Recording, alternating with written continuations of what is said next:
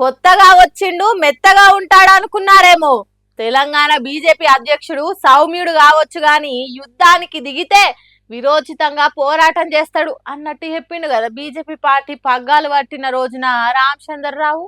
అగు చూడండి ఎసొంటి యుద్ధం చేస్తున్నాడు. భారతీయ జనతా పార్టీ నీతికి నిజాయితీకి కట్టుబడి పనిచేసేటటువంటి పార్టీ భారతీయ జనతా పార్టీ. త్యాగమూర్తులు ఉన్నటువంటి party Bharatiya Janata party.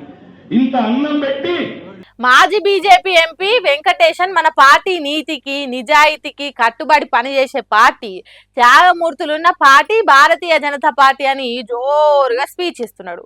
Stage మీద ఉన్నోళ్ళు కిందున్న కార్యకర్తలు బాగానే సప్పట్లు కొట్టిండ్రు. కానీ జోరుగా ఇస్తున్న ఆ స్పీచ్ రామచంద్రరావుకు జో అచ్యుతానంద జో జో ముకుంద లాలి పరమానంద రామ గోవింద జో జో అని జోల పాట తిరిగా అనిపించిందో ఏమో.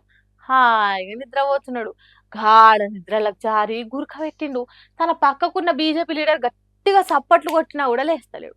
మరి స్టేజ్ మీద పెట్టిన కూలింగ్ ఫ్యాన్ల చల్లదనానికో లేకుంటే పార్టీ పెద్ద మంచి పదవి వచ్చినాక నిద్ర లేకుండా పనిచేస్తున్నాడో తెలియదు కానీ సభ జరుగుతుంటేనే సాఫీగా నిద్రపోయిండు. కళ్ళు మూసి కుర్చీలనే కూర్పట్లు తీసిండు. ఇక ఈ వీడియోను చేతులను ఏంగా షేరింగ్లు చేసుకుంటే ఇగో గిదే మీ బీజేపీ పార్టీ కొత్త అధ్యక్షుని అగ్రెసివ్నెస్. ఇగో గిదే రామచంద్రరావు దూకుడు. ఎంత మంచిగా పార్టీని ముందుకు తీసుకుపోతున్నాడో చూడండి.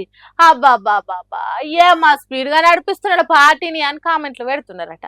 ఎవలేమన్నా నిద్ర సోటు ఎరగది, ప్రయాణాలు చేసిన శరీరం అలసిపోతుంది కాబట్టి కాసింత కునుకొచ్చింది కావచ్చు, దానికే ట్రోలింగ్లు చేయాలనా అని ఇంకొంతమంది అంటుర్రు.